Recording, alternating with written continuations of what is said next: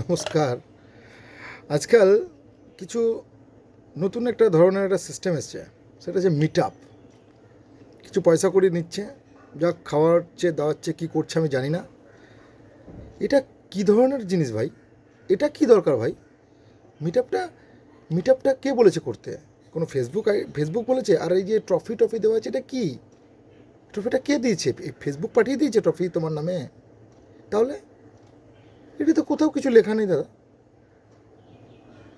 এটা এটা কি কোনো কোনো রাজনীতির প্ল্যাটফর্ম?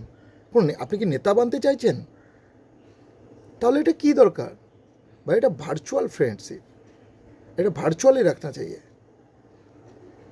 কি? আর কোনো হিসাব নাই, পত্র নাই, কিছু নাই, যাচ্ছে কি পাগলের মতো। মানুষও চলে যায়, মানুষ পয়সা দেয়, নিজের পয়সা নিজে খাচ্ছে, নিজের পয়সা নিজের ট্রফি কিনছে, কিনে নিচ্ছে, চলে আসছে। পাগল হয়ে গেছো নাকি বিটাকে নিয়ে? পাগল হয়ে গেছো তোমরা? তো নিজের সফলতার জন্য যা তা করতে চাইছো। নিজেকে এইভাবে ক্লিন করে দিও না, সব কিছুকে পরীক্ষা নিরীক্ষা করেই চলো, তবে জীবনে বাঁচতে পারবে, নাহলে অনেক বড় ভুল হয়ে যাবে। Thank you.